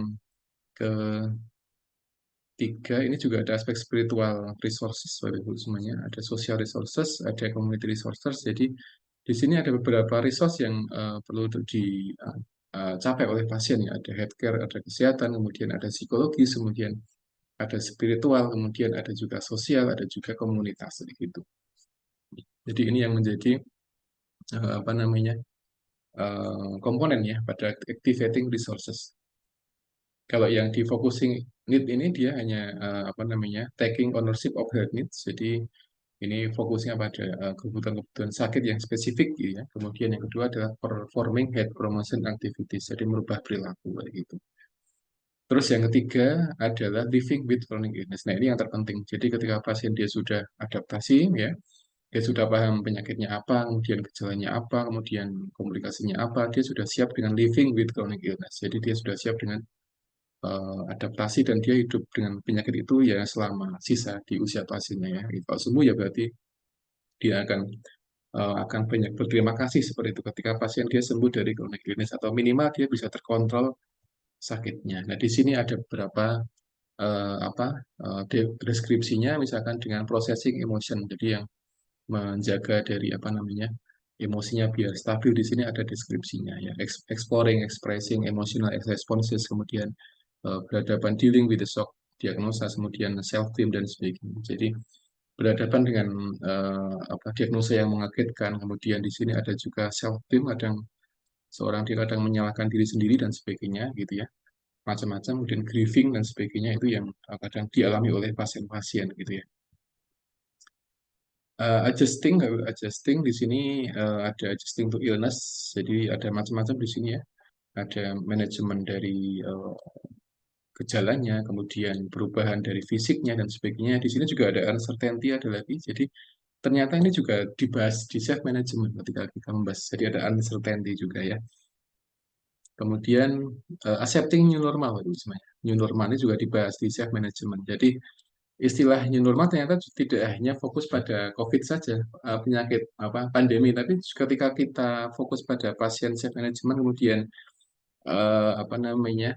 chronic illness pun juga ada new normal gitu. Meskipun sebenarnya pasien belum sampai ke tahap normal, tapi itu bisa dikatakan new normal karena pasien dia sudah bisa adaptasi, sudah bisa living with chronic illness. Sekalipun kadang dia sudah stabil untuk gula darahnya, dia sudah stabil emosinya, tapi dia bisa dikatakan new normal karena pasien sudah accepted, dia sudah mampu untuk apa, living with chronic illness. Gitu, Bapak Ibu. Ini ada adjusting, integrating illness to daily life, kemudian ada meaning making dan sebagainya. Jadi ini ada banyak sekali beberapa skill ya yang itu bisa dijadikan sebagai patokan ketika kita fokus pada self management gitu ya. Dan ketika kita riset di self management, apakah semuanya itu kita teliti? Tidak, Pak Ibu. Tidak kita ambil semuanya. Kita mengambil sesuatu yang sesuai dengan kondisi pasiennya saja. Nah, di sini ada skill yang mungkin jumlahnya lebih dari 30, Bapak Ibu. Jadi kalau kita lihat self management ini ada tiga poin besar dan itu kalau kita pecah skillnya itu ada lebih dari 30 skill. Dan itu sangat sulit, tidak mungkin untuk kita teliti semuanya. Jadi kadang sebagian paper itu dia fokusnya pada satu titik, misalkan pada fisiknya saja, kadang pada olahraganya saja dan sebagainya seperti itu ya. Jadi nanti Bapak Ibu semuanya ketika sudah mulai berpikir tesis dan penelitian, ketika akan fokus di self management ya boleh memilih salah satu saja, tidak harus semuanya diambil ya, gitu. Misalkan focusing on illness pada pasien dengan asma atau dengan diabetes atau apa sehingga nanti fokusnya pada itu saja. Nah, sekalipun sudah memilih satu aspek ini, nanti juga boleh memilih salah satu di sini yang memungkinkan buat pasien, karena di sini juga ada banyak Bapak Ibu semuanya. Jadi ketika kita memilih focusing on inner niche, di sini skillnya ada lebih 10 skill lebih, sehingga tidak mungkin kita mengambil semua untuk tesis. Jadi kita milih salah satu aja yang kira-kira possible bagi pasien, kira-kira yang mana sih yang pas untuk pasien gitu Bapak Ibu semuanya. Jadi itu kemudian untuk yang terakhir Bapak Ibu, ini saya kemarin pas S3 risetnya ini, jadi improving clinical outcome of patient diabetic foot ulcer by the Tremon ya, Safe and Pain Management Support Indonesia. Jadi saya risetnya di pasien dengan luka wound care gitu, tapi saya fokusnya bukan di aspek dressing dan sebagainya, tapi saya fokusnya di safe and family management kayak gitu ya. Jadi pasien dengan luka itu dia tadi ya tidak selalu diterapi dengan dressing atau yang lain sebagainya, tapi kita butuh pendekatan dari aspek nursing kayak gitu. Karena ketika kita melihat diabetic foot ulcer itu ya kita melihatnya dari berbagai macam persepsi ya, berbagai macam pendekatan. Pendekatan medis nanti ada sendiri, pendekatan keperawatan ada sendiri, pendekatan farmasi ada sendiri dan macam-macam kayak gitu ya. Sehingga saya di sini fokusnya saya pengen melihat kira-kira seperti apa sih kalau pasien DM dengan lupus itu diberikan self management, diberikan family management itu seperti apa. Itu akan kita lihat dari situ ya. Nah ini eh, Nah, ya, ini Bapak Ibu semuanya. Jadi ini protokol yang saya terapkan pada pasien selama 3 bulan ya. Jadi 1 bulan pertama, bulan kedua, dan bulan ketiga. Nah, self manajemennya saya fokusnya di sini. Jadi aktivitas fisik, kemudian medikasi, kemudian diet, kemudian food care, kemudian rutin blood glucose control. Jadi ini ada beberapa hal yang saya maksimalkan di bulan pertama. Kayak gitu. Jadi aktivitas fisik, medikasi, kemudian dietnya seperti apa, kemudian food care-nya ya, karena pasien-pasien dia itu dia butuh food care, jadi bagaimana merawat kaki ya, mencuci, kemudian macam-macam ya, motong kuku dan sebagainya itu juga penting kayak gitu. Itu pada kaki yang luka dan pada kaki yang dia belum luka itu kita ajari untuk food care kayak gitu ya, karena food care dia memang lebih luas cakupannya dan eh, bisa bagi kaki pasien DM yang belum ada luka sama sekali di dua kaki, atau dia bisa dilakukan pada kaki yang luka dan kaki yang dia belum luka, jadi foot care, jadi dirawat kakinya seperti itu ya.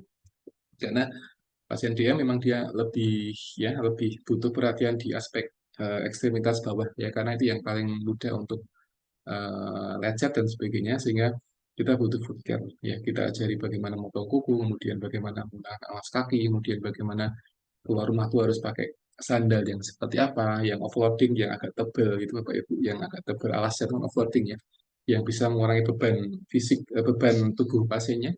Karena kalau pasien DM itu dia menggunakan alas kaki yang tipis itu akan menambah beban di telapak kakinya kayak gitu. Ketika bebannya bertambah, itu nanti suhu kakinya dia akan meningkat. Ketika suhu kaki akan meningkat, biasanya akan membuat pasien dia mudah lecet, gatal dan sebagainya. Nah, ketika lecet itu nanti resikonya kadang jadi luka dan sebagainya. Gitu. Sehingga pasien-pasien DM itu kita edukasi untuk menggunakan alas kaki yang offloading. Jadi dia lebih tebal alasnya dan dia lebih lembut dan itu aman ya, yang dia bisa mengurangi apa namanya beban fisik dari pasiennya gitu. Ketika bebannya berkurang, maka dia akan mencegah dari lecet atau inflamasi dari kaki pasiennya. Nah, itu prinsipnya kurang lebih sama ketika kita memahami konsep decubitus atau pressure ulcer Bapak Ibu semuanya. Itu juga efek dari tekanan ya, dari tekanan. Kalau di kaki jadinya adalah ulcus DM, tapi ketika di punggung di bagian belakang jadi pressure ulcer. Itu prinsipnya sama. Jadi ketika kita menggunakan bed itu apa namanya bed anti dekubitus ya gitu, matras ya gitu, itu dia akan mengurangi pressure pada punggung dan sebagainya. Punggungnya akan berkurang, kemudian pressure-nya berkurang, kemudian suhunya akan berkurang, sehingga ketika suhu integumen akan tidak begitu panas, maka dia tidak akan mudah lecet integumen kita seperti itu. Nah, itu prinsipnya sama dengan yang ada di luka DM. Sehingga kalau pasien dekubitus itu sarannya memang menggunakan matras ya, matras yang itu matras anti dekubitus ya gitu. Kemudian pada pasien DM dia disarankan untuk pakai offloading. Nah, matras itu juga berfungsi untuk offloading, tapi offloading di bagian belakang ya, kepala ke bawah itu untuk mengatasi offloading. Ketika pasien bed rest lama kemudian dia tidak menggunakan matras yang dia tidak offloading sifatnya, maka dia akan menambah pressure pada bagian integumen di bagian belakang gitu. Sehingga ketika integumen terpressure nanti akan meningkat suhunya, kemudian rusak integumennya, kemudian akan luka dan sebagainya gitu. Nah, ini self management saya kemarin di situ fokusnya pada bulan pertama, kemudian bulan kedua ini juga kurang lebih sama ya Bapak Ibu semuanya. Bulan ketiga juga kurang lebih sama. Jadi saya fokusnya di situ. Jadi ketika saya riset pada pasien dengan ulkus DM itu antara bulan pertama, kedua, ketiga itu dia kurang lebih sama untuk ininya apa namanya untuk intervensinya. Jadi pada aktivitas fisik, kemudian medikasi, kemudian diet, kemudian food care, kemudian rutin blood apa ngecek gula darah itu menjadi hal yang penting dilakukan oleh pasien-pasien yang dia apa kena luka gitu misalnya. Ini family management mungkin akan saya sampaikan berikutnya saja. Yang ini saya fokus di self management dulu. Nah, ini metodenya adalah dengan edukasi ya, dengan edukasi, kemudian dengan skill training. Ini biasanya dengan apa mengganti perban dan sebagainya ya. Kemudian motivational interviewing. Jadi ini yang saya gunakan. Jadi ada head education, kemudian skill training, kemudian apa namanya motivasi pada apa motivational interviewing. Jadi interview tapi dengan memasukkan aspek-aspek ya dia sifatnya adalah memotivasi pasien untuk sembuh seperti itu misalnya. Nah ini yang saya coba kemarin ya di penelitian saya kemarin jadi 3 bulan.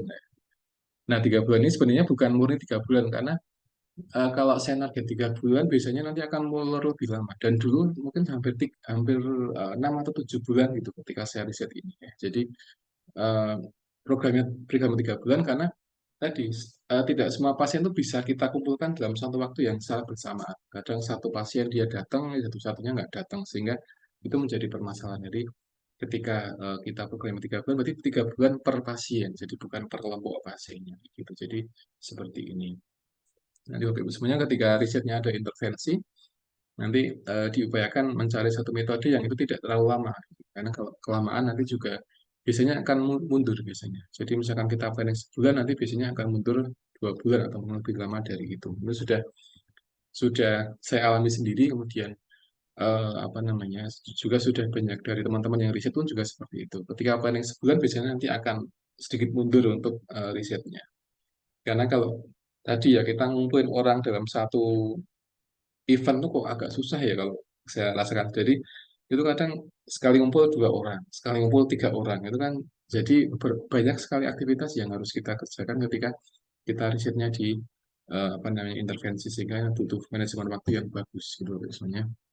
Jadi ini grup intervensinya saya sendiri, kemudian yang grup kontrolnya dia saya gunakan satu treatment yang sudah dilakukan pasien sehari-hari. Jadi ini beda orang ya eksperimen sendiri orang sendiri kemudian yang grup kontrol dia orang jadi dia berbeda orang itu Bapak Ibu. Seperti itu kurang lebih Bapak Ibu ini paper saya kemarin ya ini kemarin rekrut awalnya ada 97 populasinya kemudian di sini ada yang decline ada 13 kemudian yang ikut 84 tapi di sini ada dikurangi lagi ada 6 yang tidak ketemu inklusi kemudian alasan lainnya ada 14 ini macam-macam ada yang nggak mau join karena nggak ada alasan, ada yang keluar kota, macam-macam ya. Jadi tidak selalu pas untuk jumlahnya. Nah, akhirnya yang gabung hanya 64 orang, 32 di awal. Ini yang grup intervensi ada yang mundur 2 ya, semuanya. 5 ya, 5 jadi 27 ya, 27. Awalnya 32 kemudian mundur 5 ini macam-macam mundurnya, ada yang pindah ke luar kota, ada yang bosen bosen ya kemudian dia di awal yes pak saya ya mau wah ketika di tengah jalan ya bosen wah ya sudah bosen kan saya tidak boleh maksa untuk pasien untuk gabung ya jadi pasien juga partisipan dia punya hak untuk menolak ajakan kita jadi kalau pasien sudah bilang bosen ya sudah ya udah mas saya nggak saya udah capek apa ya sudah kita nggak boleh untuk memberikan intervensi apapun hingga mengganggu hak pasien itu nggak boleh jadi ya sudahlah nah, itu kemudian satu pasien dia dirujuk ke rumah sakit ya karena kondisi fisik ya nggak mungkin saya untuk join jadi ini ada 5 yang mundur kemudian yang di group kontrol ini ada 3 ya 3 yang mundur ya 3 yang mundur jadi pindah keluar kota sama dua partisipan dia nggak jelas kenapa. Jadi ini beberapa hal yang pengalaman saya kemarin. Jadi ketika Bapak Ibu semuanya nanti risetnya diintervensi, ketika sudah menentukan dua grup ya, dua grup intervensi sekian-sekian itu biasanya nanti endingnya ada yang mundur. Biasanya seperti itu. Ada sih yang utuh tapi tidak begitu banyak. Biasanya ada yang mundur satu dua. Yang ketika di tengah-tengah jalan itu ada yang alasan bosen atau mungkin apa gitu ya. Jadi itu hal yang apa yang biasa terjadi pada penelitian. Jadi itu yang pengalaman saya kemarin Bapak Ibu semuanya. Jadi ini beda jumlahnya. Jadi satu grup yang pertama dia 27 orang, grup yang kedua 29. Nah, itu saya analisis semuanya. Jadi tidak saya kurangi semua. Jadi ini seperti ini kurang lebih ya Bapak Ibu. Baik, ini mungkin yang dapat saya sampaikan Bapak Ibu semuanya untuk self management. Ya, jadi sudah saya sampaikan konsep dasarnya. Tadi ada tambahan di perbedaan akut sama kronis, kemudian macam-macam ya, ada self management, kemudian ini yang terakhir adalah pengalaman saya kemarin penelitian ini di pasien dengan ulkus DM ya selama 3 bulan. 3 bulan ini per pasien, jadi kalau kalau realnya ya lebih dari 3 bulan karena tadi ya ngumpulin satu orang untuk mengumpulin satu grup pasien itu bukan hal yang mudah sehingga butuh beberapa kali untuk meeting dengan pasiennya ya. Ini ada self management, saya fokusnya di self management dulu, kemudian nanti di pertemuan yang berikutnya saya akan fokus di family management ya. Nanti akan saya ulas lagi paper ini kira-kira apa sih yang disampaikan, yang peran keluarga apa untuk mengatasi pasien dengan DM yang dengan komplikasi ya biasanya. Baik, mungkin itu yang dapat saya sampaikan Bapak Ibu semuanya. Sudah setengah 9, nggak terasa ini mulai dari setengah 8. Mungkin ada yang ingin disampaikan, di sharing pengalaman mungkin Bapak Ibu untuk mengolah pasien atau penelitian-penelitian atau ide tesis, silahkan kita diskusi kalau Bapak Ibu ada yang ingin disampaikan. Gitu. Monggo Bapak Ibu. Sudah punya ide tesis belum Bapak Ibu? Mas Fajar sudah punya belum? Boleh bertanya terkait dengan materi yang jenengan tadi. Oh, oke, boleh, boleh. Oke, silakan. Terima kasih, Pak Oke. Adi. Hmm. Ada beberapa hal yang ingin kami tanyakan. Tadi Oke. menjelaskan bahwa akut sama kronik, apabila ada pasien yang simptomnya di akut itu gangguan psikologi, semisal cemas Oke. atau depresi atau sedih, Oke. apakah simptom tersebut bisa mempengaruhi pasien tersebut dari akut ke kronik? Kalau iya, padahal untuk gangguan psikologi itu kalau dari aspek keperawatan intervensinya tidak sekali dua kali, pasti memiliki jangka panjang untuk intervensi keperawatan di sisi untuk psikologisnya. Nah, itu gimana untuk mentreatmentnya biar gangguan psikologis dari akut tidak menjadi ke kronik itu kalau semisal gangguan psikologis itu mempengaruhi ke kroniknya. Itu yang Iya, pertama. oke. Yang Saya jawab kedua, dulu. yang kedua, Saya jawab dulu okay, nama Ridwan. ya. Satu lagi, Pak. Oh ya, oke, Cuma dua oke. pertanyaan. Oke. Kemarin yang pertemuan pertama, Bapak menjelaskan terkait dengan akut dan kronik Ya. dan menjelaskan yang sempat saya terima itu dikatakan sembuh kalau simptomnya tidak ada. Pertanyaannya, kalau simptomnya banyak, mungkin lebih 5 atau 10 entah akut maupun kronik, dikatakan sembuh itu apakah benar-benar simptom sebanyak itu sudah tidak ada, apakah atau ada prioritas tersendiri simptom itu misal awalnya 10 jadi 5 atau jadi 3 itu bisa dikatakan sembuh ataukah semua simptom itu sudah tidak ada dikeluhkan ke pasien tersebut. Terima kasih Pak Adi. Oke, Yesus, makasih untuk pertanyaannya. Menarik sekali untuk pertanyaannya. Tadi yang pertama yang saya tangkap ketika pasien itu di posisi akut, kemudian dia muncul gejala-gejala apa psikologis, gitu, psikologis, cemas dan sebagainya. Sementara itu kalau terapi apa namanya terapi yang akut itu kan dia butuh berkali-kali gitu ya, berkali-kali sehingga apakah itu pasien dia bisa moving menjadi kronis gitu ketika kondisi seperti itu, gitu, Mas Pak Fajar, gitu, kurang lebih, gitu, pertanyaannya. Iya, ya, Ya, seperti itu Pak. ya, oke. Nah, kita perlu melihat dari ini, dari kondisi sakit pasiennya, Pak Fajar. Jadi, sebagian konsep penyakit itu memang dikatakan akut ketika memang dia punya ring waktunya tertentu ya, misalkan sebulan atau 4 bulan kayak gitu. Nah, di ring itu kita memang butuh treatment berkali-kali. Jadi butuh satu pendekatan psikologis yang tidak cukup banyak sekali ya. Itu karena memang kondisi penyakitnya memang seperti itu ya. Sebagian pasien dia keluhannya hanya mungkin ringan ya, keringan. Itu keluhan akut saja. Sehingga ketika kita menangani pasien dengan keluhan ringan yang di luar psikologis itu, dia sudah sembuh akutnya seperti itu. Tapi di lain sisi dia juga ada keluhan-keluhan yang sebenarnya psikologis seperti itu ya. Psikologis dan ini memang bisa dikatakan memang dia treatmentnya tidak cukup banyak sekali. Betul seperti itu. Karena pendekatan psikologis yang hanya cuma sekali itu agak bisa dikatakan agak susah atau mungkin treatment pas gangguan psikologis sementara hanya sekali dua kali itu bukan hal yang mudah untuk dilakukan karena memang dia butuh berkali-kali bahkan mungkin berbulan-bulan untuk terapinya seperti itu ya. Nah, ini sebenarnya dikembalikan kepada konsep penyakitnya. Jadi penyakitnya apakah dia apa namanya masuk dalam kategori akut, apakah dia sekian bulan atau sekian minggu atau sekian waktu gitu ya. Tapi selama pasien itu dia misalkan taruhlah penyakit X dia dikatakan akut ketika dia eh, 2 bulan misalkan contohnya seperti itu ya. Nah ketika 2 bulan itu dia di sana ada keluhan psikologis, misalkan dia cemas atau depresi atau apapun gitu ya. Nah kita mengatasinya pada fokus pada ring 2 bulan itu. Nah ketika 2 bulan dia kok sudah ada perbaikan dengan treatment yang kita mungkin sudah berikan berkali-kali kepada si pasien tadi, kemudian dia bulan ketiga dia kok sudah dikatakan dia sudah berkurang simptomnya, kemudian atau mungkin dia sudah tidak cemas sama sekali sehingga kalau kita ukur dia sudah nol begitu, ya berarti kita katakan itu treatmentnya ada treatment yang dia fokus memang fokusnya pada 2 bulan dan tidak bisa kita katakan dia penyakit yang kronis. Tapi ketika pasiennya dia melebihi dari 2 bulan treatment hingga dia menjadi lama dan butuh waktu yang panjang untuk mengatasi simptomnya, berarti ya apa namanya dia memang kondisi psikologis bisa mengarah kepada ke akut menjadi kronis ketika dia treatmentnya memang dia butuh waktu yang cukup panjang seperti itu. Jadi ini dikembalikan pada konsep penyakitnya karena masing-masing penyakit dia memang apa namanya ring waktunya dia beda-beda. Ketika beda-beda ring waktunya maka efek psikologisnya pun dia juga akan beda-beda. Mungkin kalau penyakit tertentu dia sebulan dikatakan akut, kemudian dia mungkin tidak banyak menimbulkan gejala psikologis yang cukup signifikan karena hanya sebulan fase akutnya. Nanti setelah itu dia sembuh dan sebagainya.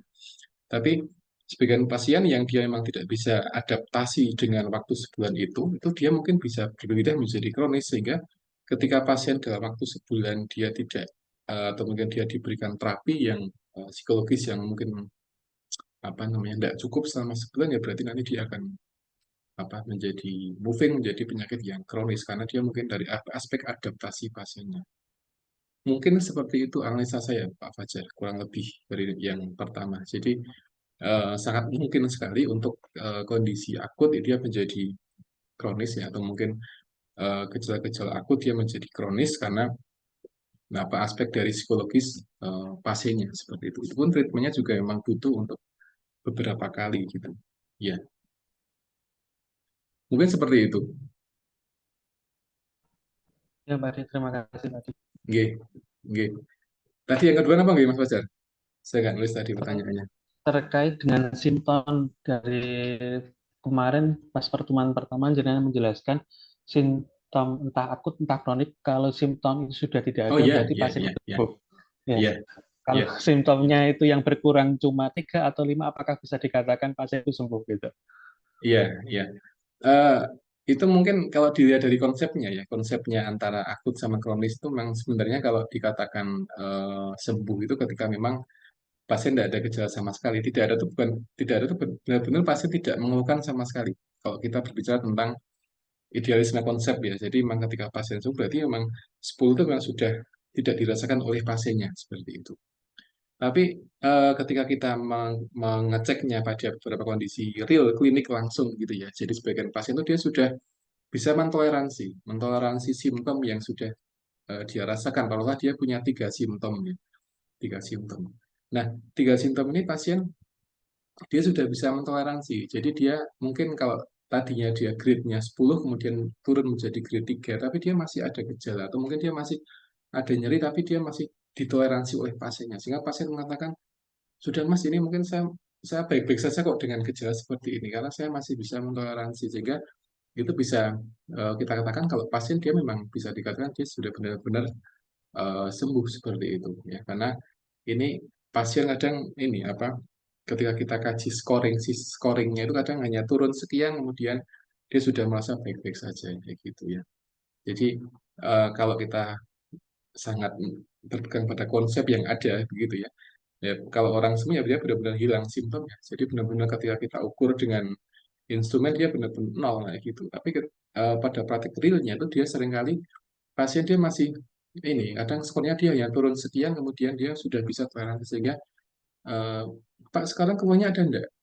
Ada tapi cuma sedikit Mas itu pun saya masih masih bisa ini masih bisa apa adaptasi dengan kondisi saya sekarang. Jadi saya kira tidak begitu masalah sekalipun dia mungkin masih ada nyeri skala 1, skala 2 dan sebagainya karena itu pasien sudah bisa adaptasi gitu ya.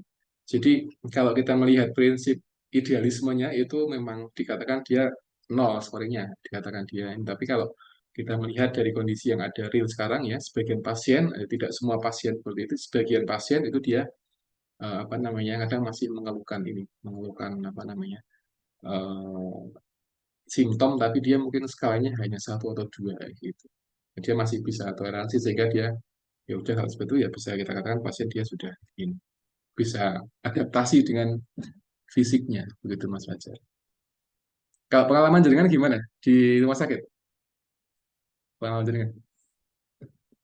Kalau kami di unit HD, ya Nggih. itu sing paling banyak itu gangguan psikologisnya karena pasien Hmm, terminal seperti yang kami nggih. tanyakan tadi di awal untuk treatmentnya itu memang sangat sulit sekali bahwa Iya. pasien yang menderita HD itu memang psikologisnya kadang bertahan sampai beberapa bulan untuk menerima berdamai dengan kondisinya, Pak.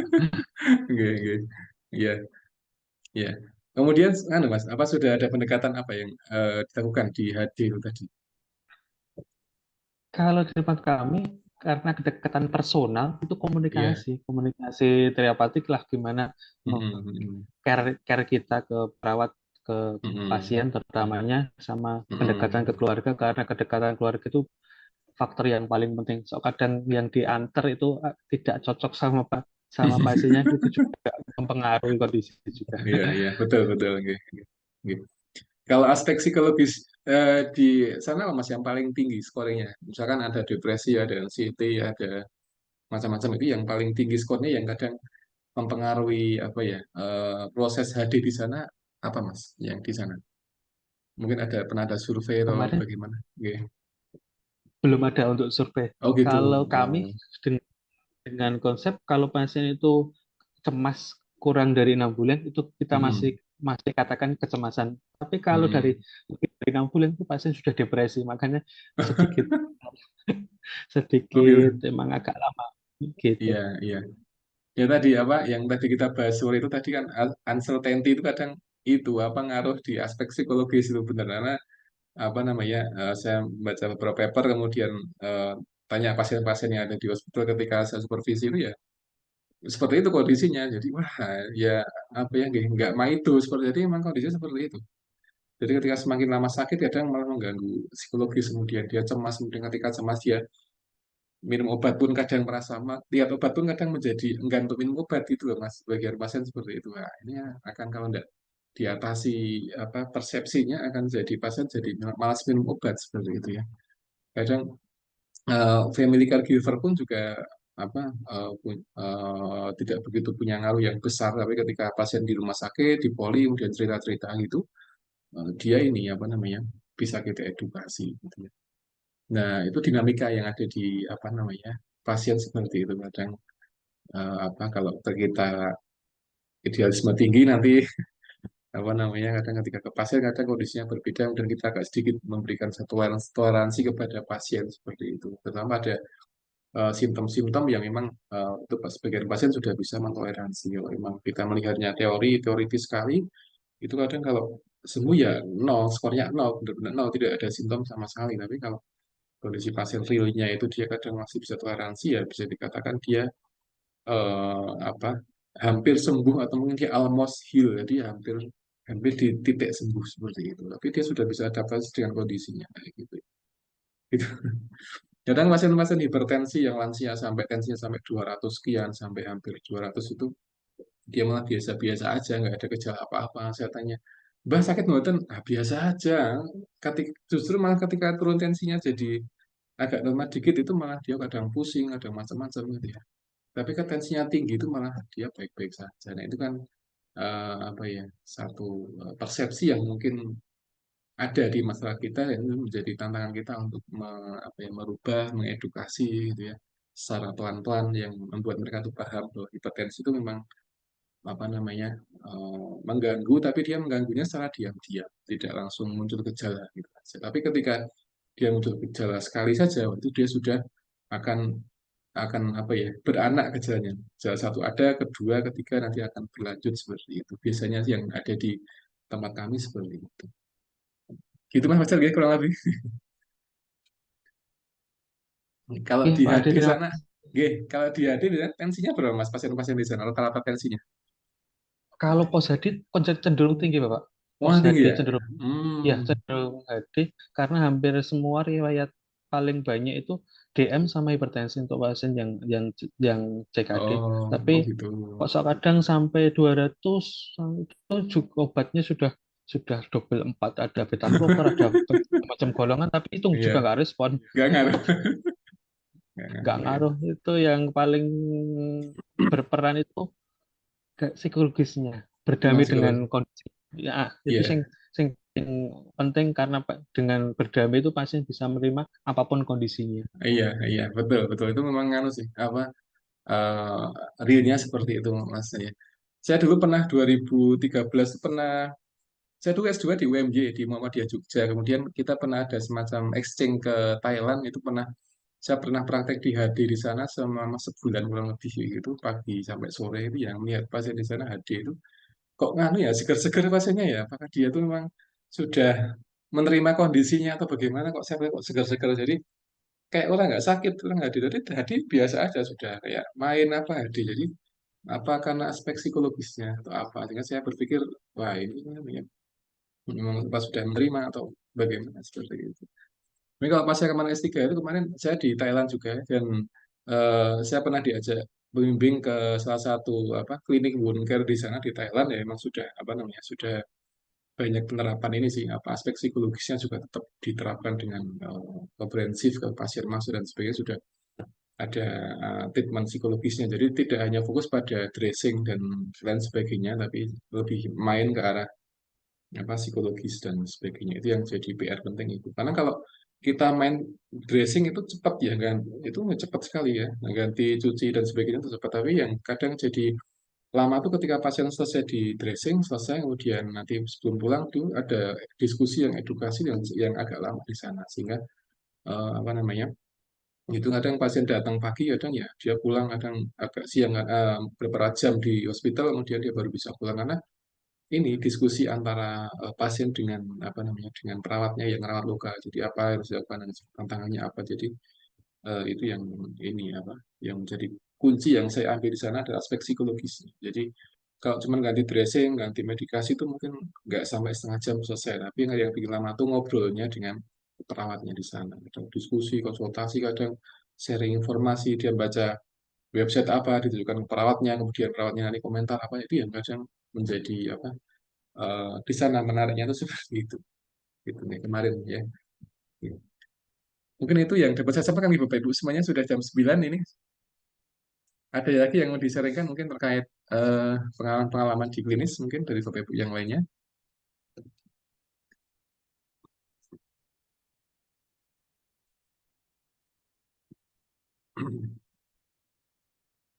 Ya mungkin tidak ada nggih, Bapak Ibu. Ya baik.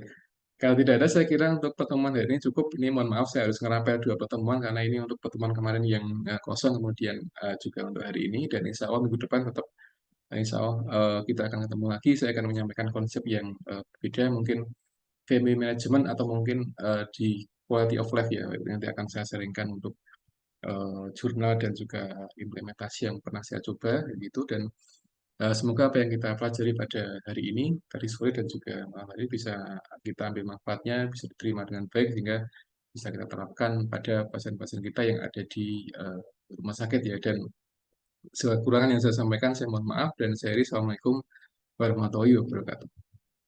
Waalaikumsalam warahmatullahi wabarakatuh. Pak Adi, Nggih, nanti pripun boleh Bu minta Anis? materinya Pak dari Oh pertemuan nggih, pertama Pak. nggih, tapi bahasa Inggris nggih Bu Oke, Anis nggih. betul nopo-nopo Bahasa Pak. Inggris semuanya, ya. Gak Nggih, nggih. apa-apa, nanti biar bisa buat baca-baca Oh lagi. nggih, nggih, siap, siap. Oke, Nanti saya akan ya share. Pak. Nggih, nggih. Oke, Saya izin makasih ya untuk Pak. nggih, sama-sama untuk saya close recording.